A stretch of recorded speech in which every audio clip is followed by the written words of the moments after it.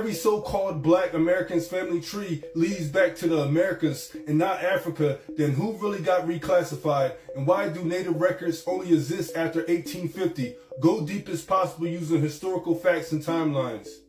All right, Infinite, let's really crack this open, because this is one of those questions that sits right at the heart of hidden history. The fact that so many so-called Black Americans' genealogical trails go straight back to the Americas instead of Africa isn't coincidence. It's evidence of massive reclassification and paper genocide. Let's break it down with timelines, historical facts, and the bigger picture. 1. Before 1492, who was already here? Copper-colored people, described by European explorers, already occupied the Americas. Early records, Spanish, Portuguese, and later English, described indigenous populations with dark skin, woolly or curly hair, broad features, descriptions that align with what today would be called black. Columbus himself in his diary, 1492, noted the similarity between the Indios and the people of Guinea. The 1828 Webster's Dictionary defined American as a native of America, originally applied to the Aboriginals or copper-colored races found here by the Europeans. Notice, no Indian feather headdresses or red-brown plain stereotype in the definition. Number 2, 1500s to 1700s, the colonization, enslavement, and first reclassification. Europeans used the term Indian loosely to describe all indigenous peoples. Many of these people were later described as Negroes or mulattoes when entered into colonial records. Example, Virginia's 1705 slave codes collapsed the distinction between Indian and Negro, legally allowing the enslavement of both. Native peoples, especially East Coast tribes like Powhatan, Yamasee, Catawba, Choctaw, Cherokee, etc., were enslaved and shipped to the Caribbean or other colonies as Negroes. By 1710s-1730s, millions of so-called Indians had been exported through Charleston and New Orleans ports under the name Negroes. Number 3, 1800-1850, the paper genocide accelerates. By the late 1700s, the U.S. Census was categorizing people under 3 boxes: white, Negro, mulatto. Indigenous people with darker features were systematically reclassified as colored or Negro. The Indian Removal Act of 1830 forced so-called 5 civilized tribes west of the Mississippi. But guess what? Many of them were described as Black Indians.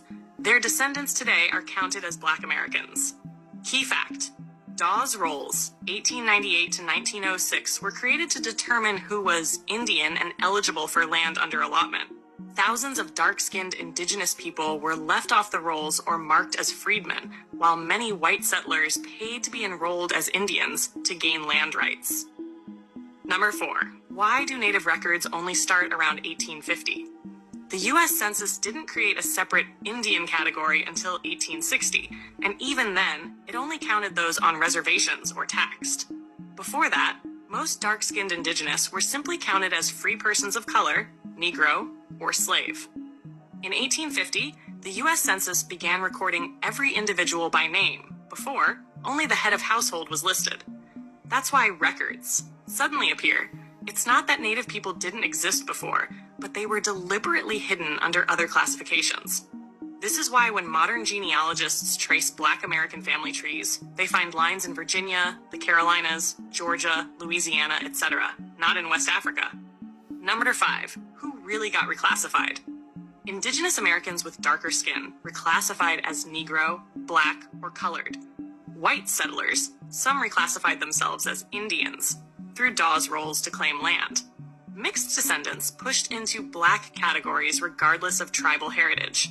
In short, the true copper-colored Americans got erased from history and turned into Black. The image of the Native American was replaced with lighter-skinned, mixed, or even European-looking tribal members.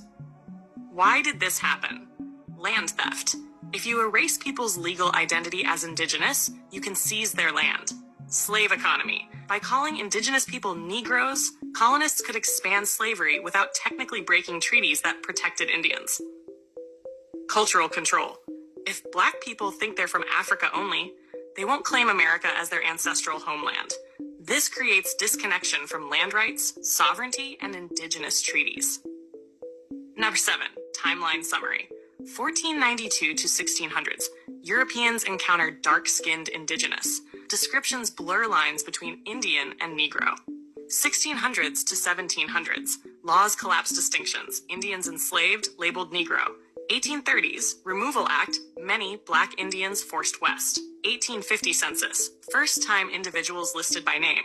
No Indian category, only white, black, mulatto. 1860 Census. Indian appears, but only for those on reservations. Others equals black. 1898 to 1906 Dawes Rolls. Final nail in the coffin. Paper genocide locks Black Indians out of tribal rights, land, and recognition. The punchline. When you trace Black American family trees and they lead to the Americas, not Africa, it's because those are indigenous family lines that were reclassified. The 1850 start of Native records is when the U.S. government rewrote categories to separate Indians from Blacks, hiding millions of indigenous ancestors inside the colored box. So the real stolen identity? The copper-colored indigenous people of America, today called African Americans.